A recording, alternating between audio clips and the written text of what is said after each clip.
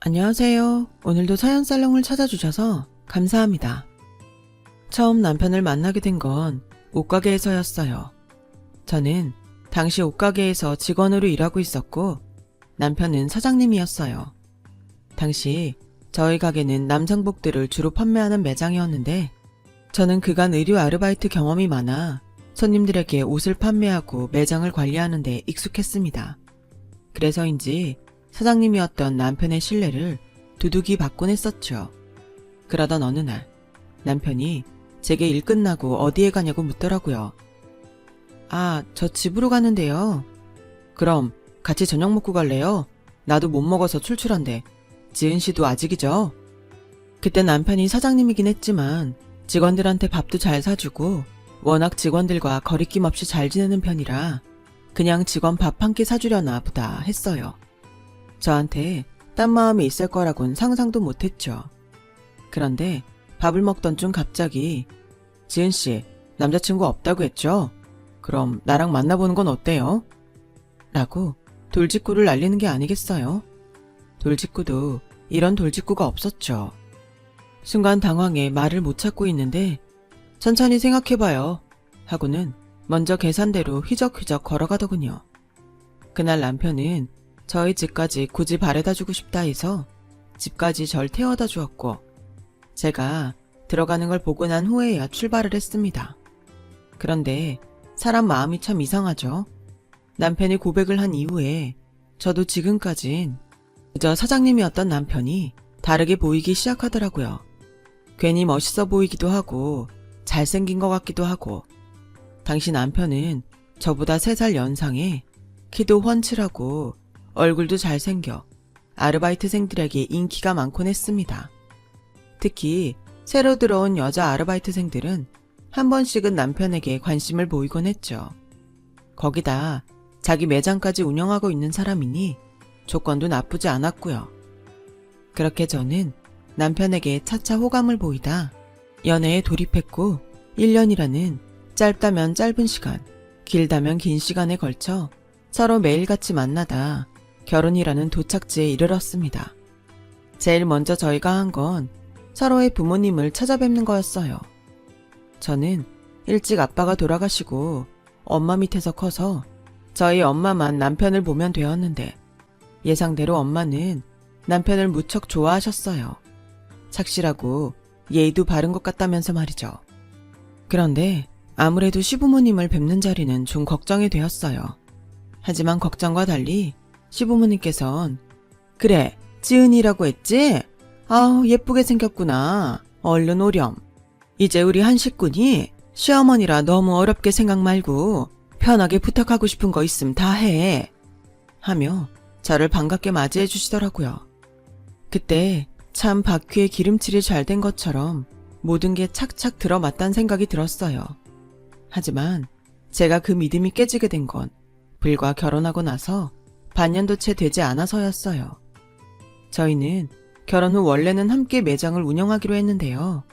제가 갑작스레 다른 의류회사에 취직을 하면서부터 저는 회사로, 남편은 가게로 출근을 하게 되었습니다. 그런데 어느 날부터인가 남편이 점점 집에 늦게 들어오기 시작하더라고요. 오빠, 오늘 늦어? 나 오빠랑 같이 저녁 먹으려고 기다리고 있었는데 오빠 좋아하는 아구찜 해놨어. 아, 나 오늘 늦는데 재고 정리할 게 많아서 어떡하냐? 너 혼자 먹어야겠다. 정리하고 가면 늦을 것 같아. 그래? 알겠어. 어쩔 수 없지 뭐. 처음엔 일 때문인 줄만 알았죠. 저도 옷가게에서 남편과 같이 일했지만 재고를 정리해야 하는 날엔 집에도 가지 못하고 밤새 같이 정리를 하곤 했었거든요. 그래서 남편의 말을 납득하고 이해했죠. 그런데 문제는 점점 아무 이유도 없이 늦는 날이 많아지는 거였습니다. 그러면서 제가 뭐라고 하면 넌 왜 자꾸 바가지를 긁냐? 하던 대로 해, 하던 대로. 일도 하고 술 한잔 하다 올 수도 있지. 하고 되려 자기가 더 성질을 내는 거였어요. 남들은 신혼생활이니 뭐니 웃으며 즐거워할 때 아내가 일찍 들어오라는데 거기에다 대고 저런 말을 하는 남편 이해가 되시나요? 저는 순간 가슴속에서 열불이 나 어느 날은 참다 남편에게 빽 소리를 지르고 말았어요. 지금 장난해? 오빠 이거 몇 번째야. 그놈의 일핑계 그만대고 당장 들어와. 안 그럼 이혼이니까. 제 말에 남편은 겁을 먹은 건지 그제야 조심스레 집으로 기어 들어오더군요. 그러면서 제게 하는 말이 앞으로 자기 하는 일에 간섭하지 말라는 식의 말들을 늘어놓더라고요. 기가 막혔어요.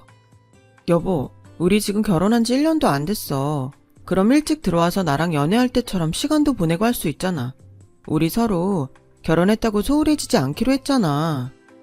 누가 소홀해진대. 그게 아니고 나도 일이 바쁘고 하니까 서로 각자의 시간을 좀 갖자는 거 아니냐. 왜 말귀를 못 알아들어?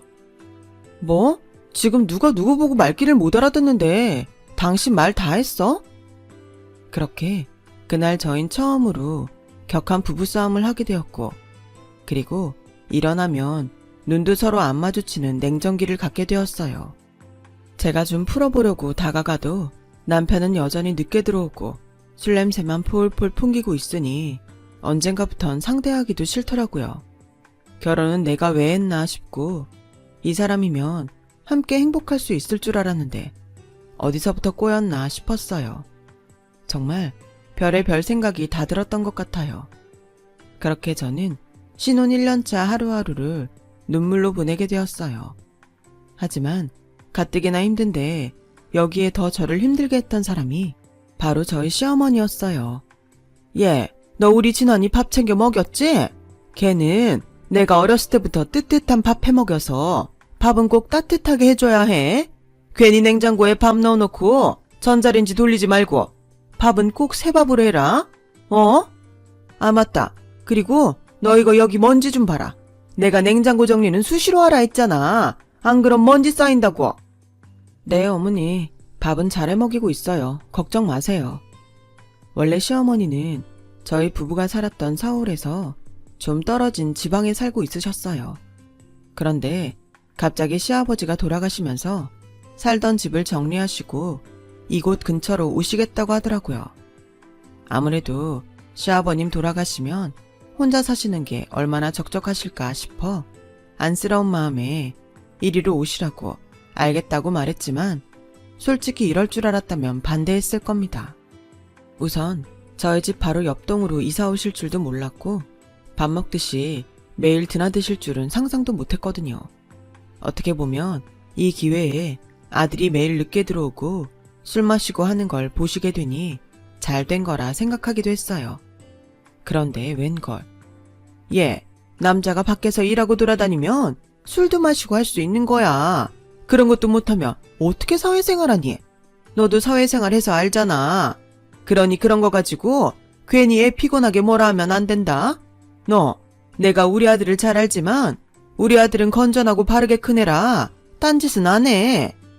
하고 말씀하시더라고요. 어머니, 저도 사회생활 해봐서 아는데요.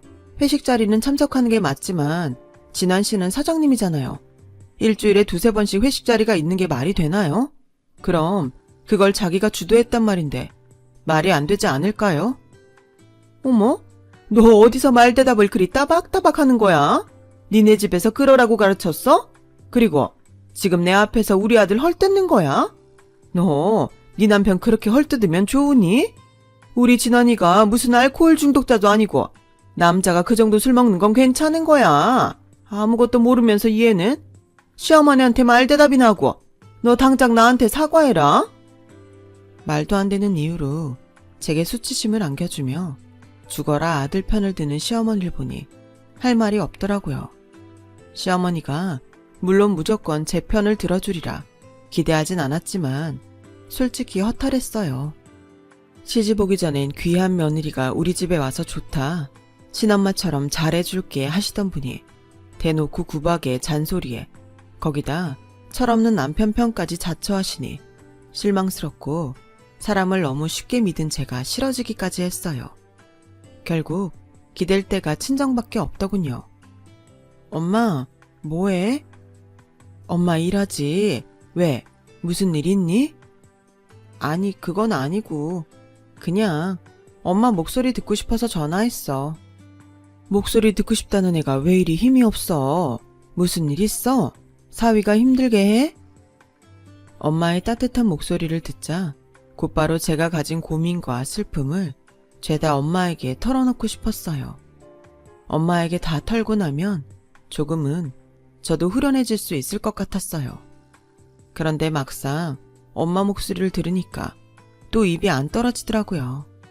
시집간 지 얼마 되지 않은 딸이 이러고 산다 하면 엄마 마음이 너무 상할 것 같았어요. 그래서 그냥 아무 일 없다 하곤 서둘러 전화를 끊고선 혼자 엉엉 베개에 얼굴을 묻고 울었습니다. 그때 제 모습이 지금 생각해도 너무 초라해서 그날만 생각하면 아직도 가슴 언저리가 아파오곤 해요. 그렇게 남편은 점점 집에 들어오지 않고 그러던 어느 날 일이 터져버렸어요. 어쩌면 예상했어야 할 일일지도 모르겠어요. 어느 날 남편이 술에 취해 들어와 잠꼬대를 하는데 어떤 여자의 이름이 들리더라고요. 민정아, 민정아.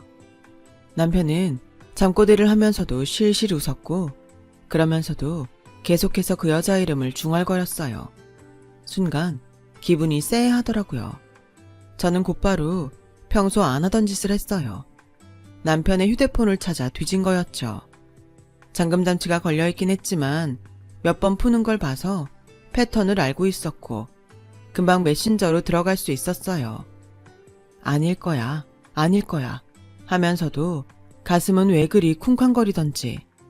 다행히 메신저로 들어가 모든 통화 기록과 문자 기록을 확인했는데 민정이란 이름은 그 어디에도 없었어요.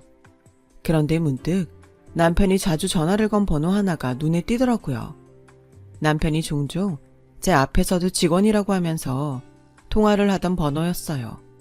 이름은 민석 씨라 저장이 되어 있었고요. 설마 해서 저는 통화 버튼을 눌렀고 잠시 후 컬러링이 들리더니 여보세요? 말씀하세요. 여보세요? 여자 목소리더라고요. 이 때려 죽일 놈. 이놈이 기어이 일을 저지른 거예요.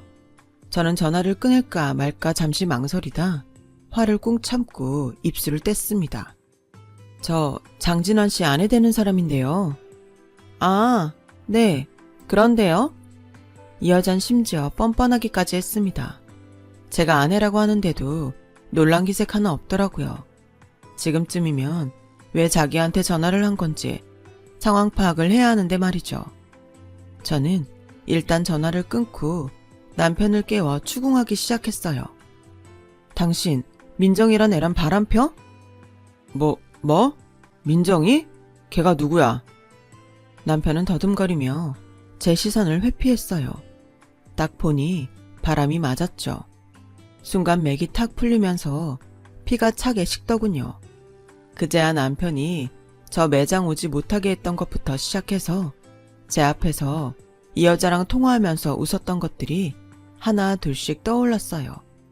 전 그대로 남편을 벽에 세워두고 가슴을 퍽퍽 치며 네가 인간이냐고 어떻게 그럴 수 있냐 소리를 쳤습니다. 남편도 그땐 상황의 심각성을 느꼈는지 아니라고 발뺌하다가 나중엔 결국 무릎을 꿇더군요. 한 번만 봐달라고 다음부터 이런 일 없을 거라고요. 내가 그 말을 어떻게 믿어? 정말이야 지은아. 정말 맹세할게. 내가 우리 엄마 이름 걸고 내 이름 걸고 맹세할게. 나 진짜 바람 안 필 거야. 전 남편을 도저히 믿을 수 없었어요. 이미 남편은 신혼 초 때부터 저에게 신뢰를 잃은 터였고 저와 남편 사이엔 사랑도 하다못해 정도 남아있지 않았어요. 그냥 애 들어서기 전에 얼른 이혼하는 게 답이란 생각이 들더군요. 그래서 저는 친정엄마에게 어렵게 이 일을 알렸고 시어머니에게도 이혼하겠다는 의사를 밝혔습니다. 하지만 남편은 끈질기게도 계속해서 제가 당시 머물고 있던 친정집을 찾아와 저를 설득했어요. 지은아, 우리 너무 감정적으로 이러지 말자. 이성적으로 생각해보자고. 응? 이성적? 지금 내가 이성적이게 생겼니? 너 때문에 졸지에 이혼녀 되게 생겼는데? 아니다. 널 믿고 결혼한 내가 바보지. 내가 멍청하지. 남편은 제가 펄펄 뛰며 화를 내는데도 꼼짝 않고 사흘 내내 저희 집 앞에서 얼쩡거렸어요. 나중에 저희 친정엄마가 물이 가득 담긴 양동이를 들고 오자 그제야 무서워서 후다닥 자기 차로 뛰어갔지만요. 남편의 우스꽝스런 뒷모습을 보니 제가 정말 뭐 믿고 저 인간과 결혼한 건지 과거의 저를 찾아가 물어보고 싶더라고요. 당시 엄마는 제 마음이 어떤지 누구보다 잘 알기에 저를 많이 위로해 주었어요. 요즘 세상에 이혼 별거 아니야. 진아, 너만 괜찮으면 돼. 너만 아무렇지 않으면 되는 거야. 엄마의 말을 듣다 보면 정말로 세상 일이 아무렇지 않게 느껴지고 이 상황마저 조금은 낙관하게 되더라고요. 하지만 그렇게 모든 게 마무리되나 했는데 하나가 제 발목을 잡고 말았어요. 정말 생각지도 못한 상황이었죠. 엄마가 차려준 밥을 먹다가 갑자기 속이 미식거려 화장실로 뛰어갔다가 구토를 했는데 생각해보니 주기가 넘은 지도 한참 되었다는 생각이 번쩍 들면서 미심쩍더라고요. 설마 하는 마음에 떨리는 손으로 테스트기를 사보았는데 설마가 사람을 잡더군요. 엄마, 나 어떡해. 비명처럼 내지른 그 말에 저희 엄마도 당황하기 마찬가지였습니다. 엄마는 며칠 밤을 엉엉 우셨어요. 우리 딸 불쌍해서 어쩌면 좋냐고 하면서요. 저 역시 며칠 밤을 꼬박 새며 고민하고 또 고민했어요. 그리고 결론부터 말씀드리면 저는 남편에게로 돌아갔어요. 죽어도 돌아오기 싫었지만 그렇다고 애를 지우자니 그건 못하겠어서 여기 온 거야. 당신 마지막으로 기회 주는 셈 치는 거니 앞으로 잘해. 그리고 남편은 싱글벙글 웃으며 연신 고개를 끄덕였어요. 시어머니도 제가 돌아왔다는 소식을 듣자 곧바로 집으로 오셔선 전과 달리 제 눈치를 조금 보시더라고요. 솔직히 남편이 다시 바람피진 않을까? 걱정하지 않은 건 아니었지만 설마 이놈도 사람이라면 이젠 안 그러겠지 하며 그 시간을 버텼던 것 같아요. 아무래도 임신을 했다 보니 몸도 무겁고 여러모로 많이 예민해졌는데요. 처음엔 남편이 이런 제 비위를 잘도 맞춰주었어요. 여보, 오늘 뭐 먹고 싶어? 당신 먹고 싶은 거 다 말해봐. 여보, 내가 딸기 사왔는데 당신 전에 이거 먹고 싶다 했잖아. 자, 입 벌려봐. 그간의 일을 만회하고 싶었던 건지 그래도 태어날 핏줄이 자기 핏줄이라 정신이 든 건지 이유가 뭐가 됐든 어쨌든 저는 남편의 그런 모습이 싫지 않았어요. 마음이 열린 건 아니었지만 남편이 옛날 연애적처럼 저에게 살갑게 구니 내심 봉변 당할 일은 없어 다행이라고 생각했어요. 그렇게 10달을 품에 안다 무사히 아이를 낳게 되었고 저도 귀중한 내 아이를 품에 안게 되었어요. 아이를 낳게 되자 출산 때의 고통은 온데간데 사라지고 이런 어여쁜 아이를 잘 돌봐야겠다, 잘 키워야겠다는 생각이 강하게 들더라고요. 다름 아닌 그 누구의 아이도 아닌 내 아이니까요. 근데 문제는 이 모든 책임을 저 혼자 떠안아야 한다는 거였어요. 여보, 오늘도 늦게 들어와? 말했잖아, 출장 간다고. 넌 알면서 뭘 꼬치꼬치 캐묻고 그러냐?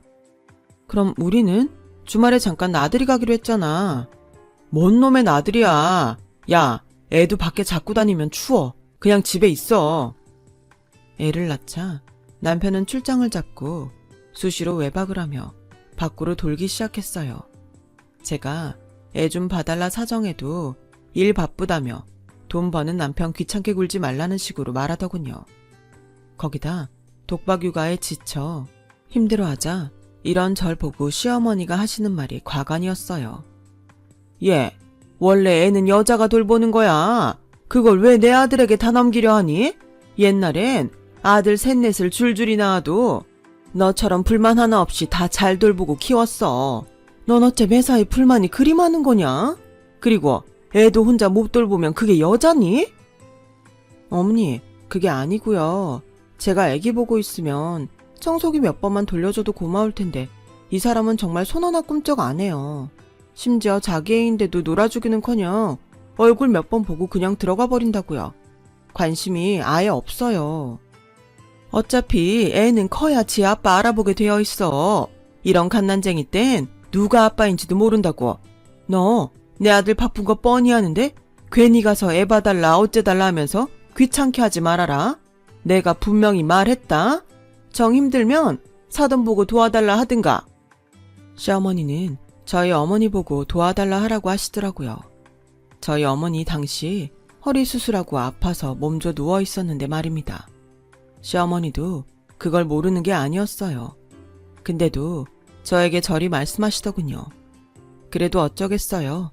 낳아놓은 이상 길러야 하니 제가 다 먹이고 씻기고 입히고 재우는 것까지 모든 걸 혼자 하며 몇 년을 길렀어요. 너무 서럽고 속상할 때도 있었지만 그럴 때면 아이가 절 보며 엄마라고 하는 말 한마디를 들으며 그걸 위로 삼아 꾸역꾸역 넘기곤 했죠. 그러던 어느 날 기가 막힌 일을 겪게 되었는데요. 아직도 또렷이 기억해요. 이날은 남편이 짐승으로 변하기 시작한 날이었죠. 아침부터 남편과 한바탕 싸움을 한 날이었는데요. 발단은 이거였어요. 제가 잠시 마트에 갈 일이 있어서 남편에게 아기를 맡기고 중간에 기저귀 좀 갈아달라고 몇 번을 말했는데 그걸 2시간이 넘도록 갈아주지 않은 거예요. 갔다 와보니 아기는 응가를 해 난리가 났는데 남편은 태평하게 코를 골며 자고 있더라고요. 아기를 두고 어떻게 그럴 수 있는지 너무 화가 나 남편을 깨워 그간 서러움을 다 쏟아내게 되었습니다. 당신 정말 제정신이야? 내가 그동안 참으니까 진짜 이제는 막 나가기로 한 거야? 아니, 피곤하면 잘 수도 있지. 뭐 이딴 걸로 바가지를 긁어. 이것만 말하는 게 아니잖아. 당신 육아 도와준 적 한 번이라도 있어?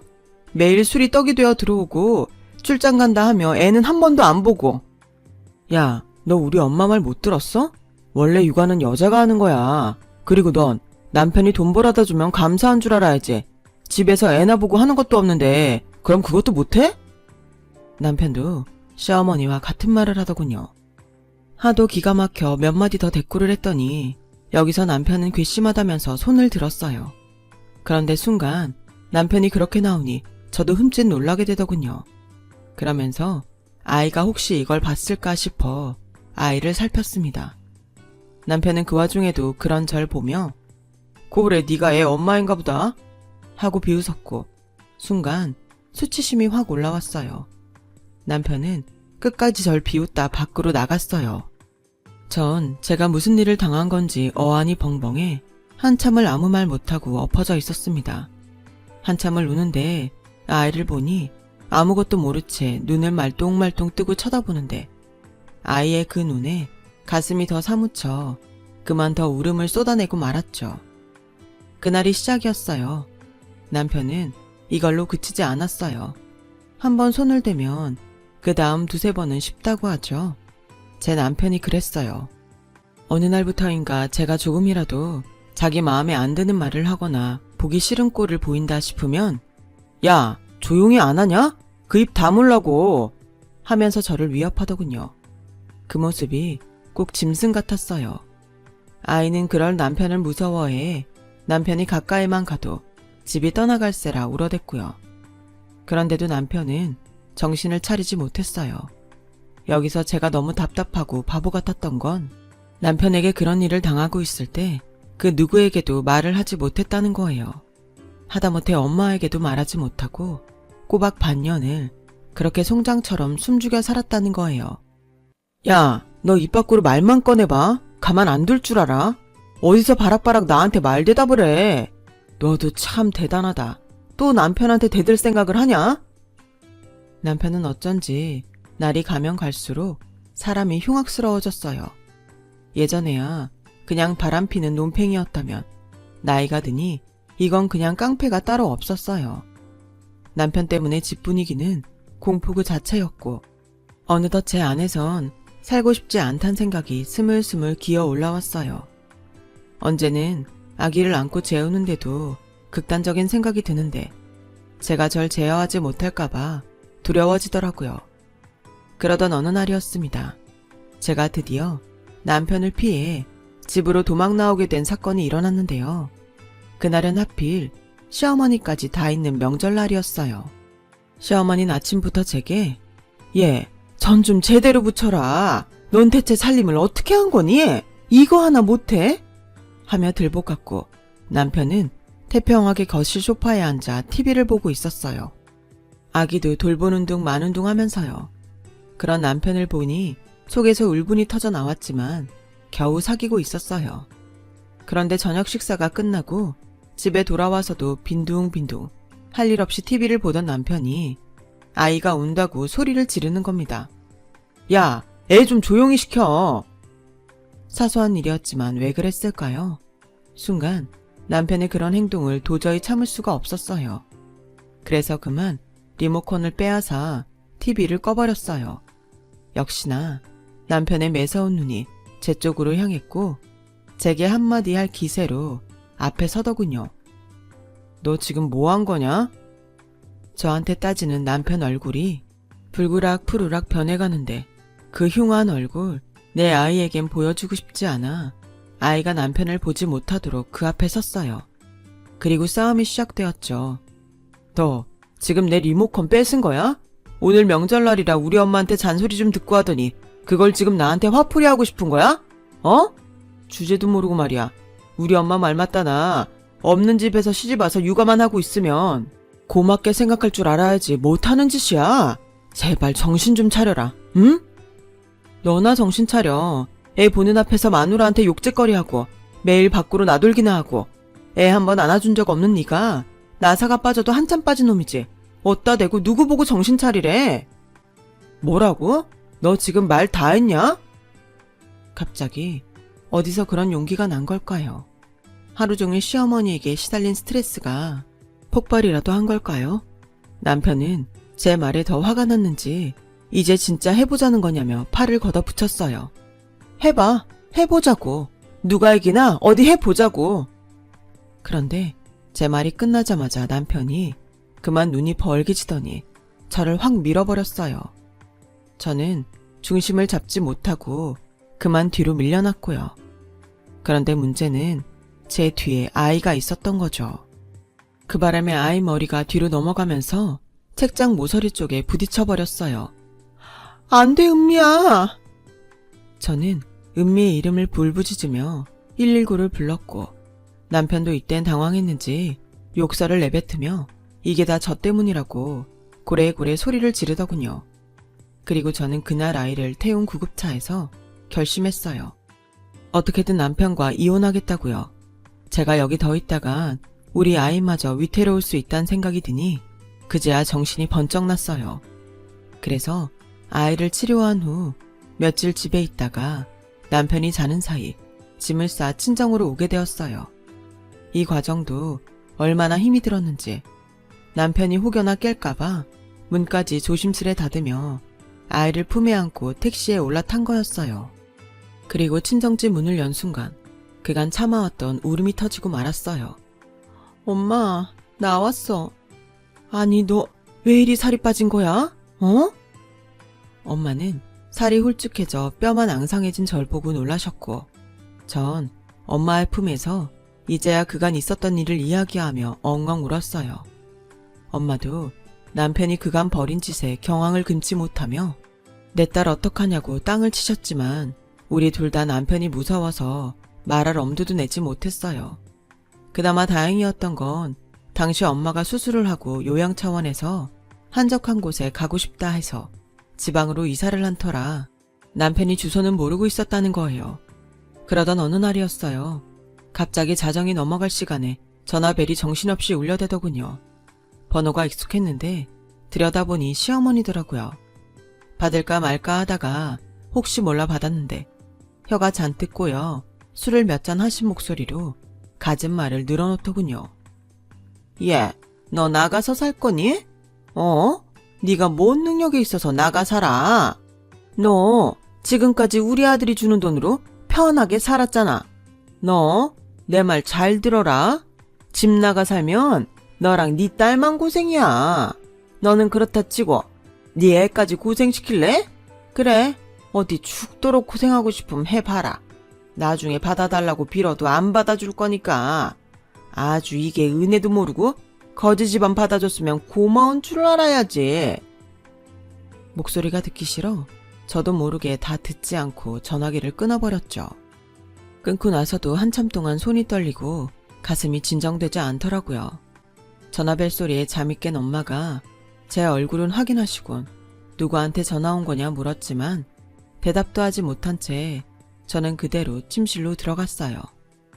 침대에 한켠 곤히 잠든 아이를 바라보며 결심했습니다. 색 식구들 보란듯이 잘 살겠다고요. 다음에 다시 엄마와 함께 남편을 찾아갔고 겨우 이혼 서류에 도장을 찍었어요. 그래, 어디 한번 잘 살아봐라.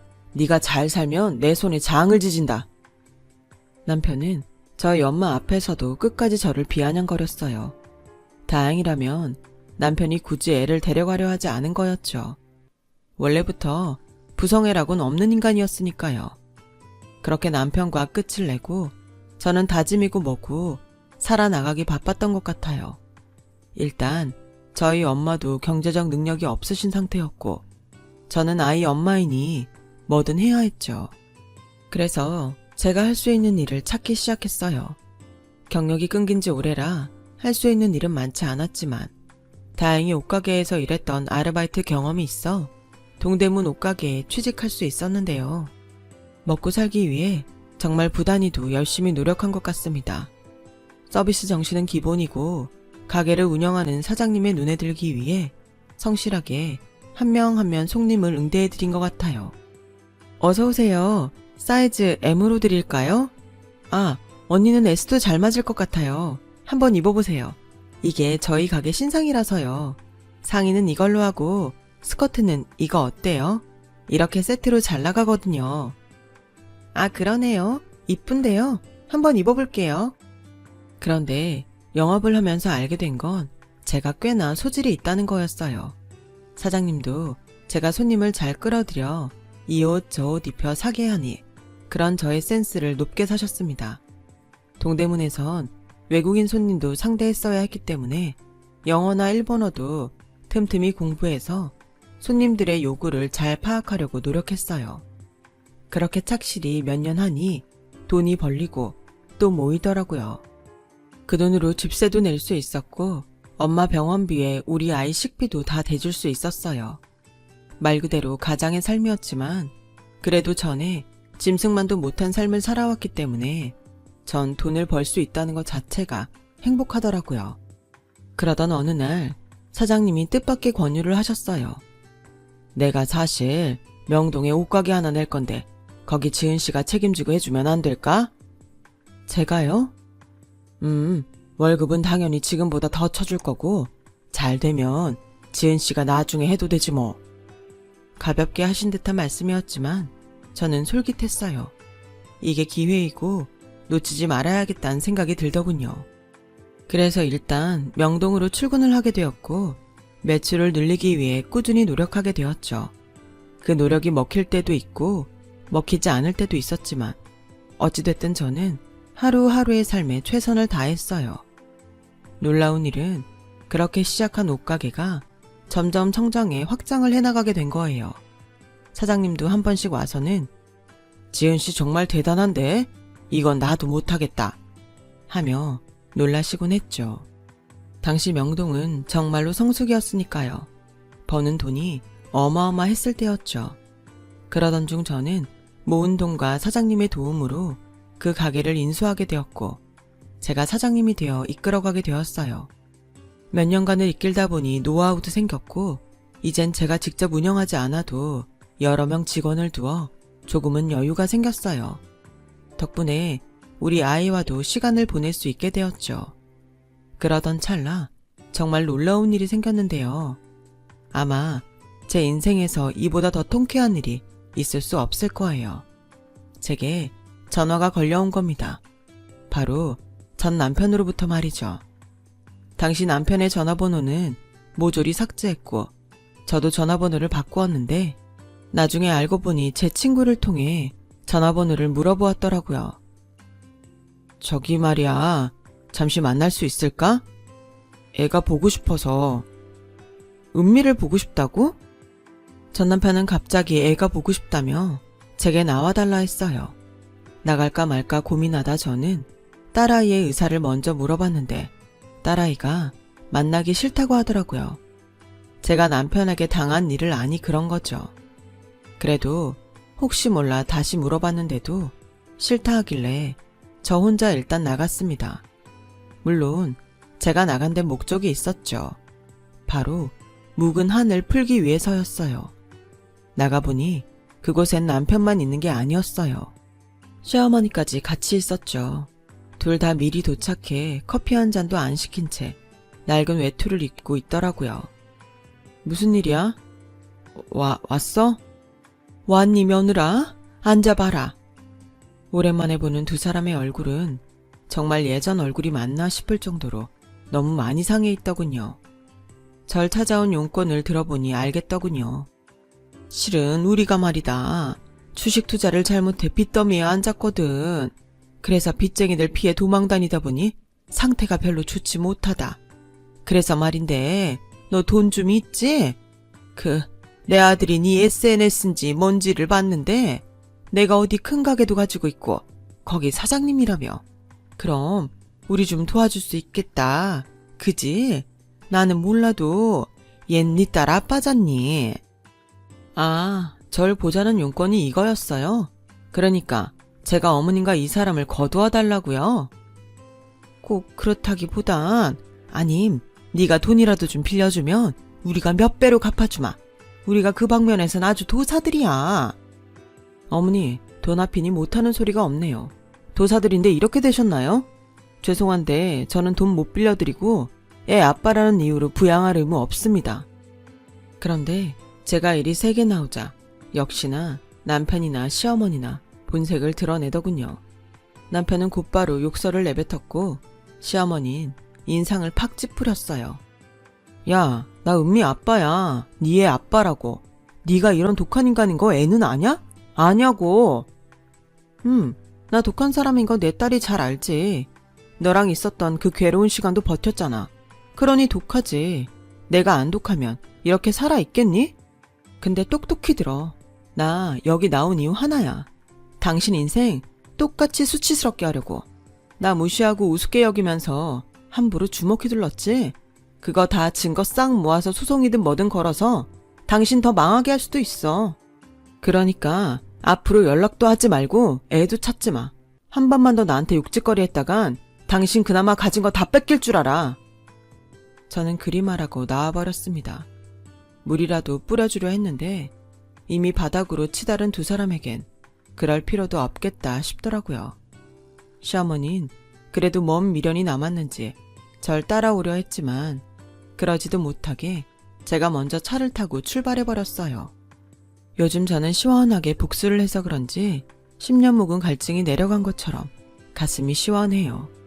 사실 떳떳한 삶을 살고 있으면서도 한 번쯤은 길거리에서 우연이라도 그 인간들 얼굴 마주치고 싶었는데 이렇게 직접 전화까지 걸어주니 얼마나 고마운지 몰라요. 어쨌든 저와 저희 딸 힘든 풍파를 견디고 살아온 만큼 앞으로 더 잘 살아가겠습니다. 지금까지 저희 이야기 들어주셔서 감사해요. 저 같은 사람도 잘 버티고 살았답니다. 혹여나 지금 어딘가에서 힘든 시간을 살고 계실 여러분들도 오늘 하루 부디 힘내세요. 여러분, 사연 댓글에 응원과 현명한 조언 부탁드려요. 좋아요와 구독은 저에게 큰 힘이 됩니다. 오늘도 좋은 일 가득하세요.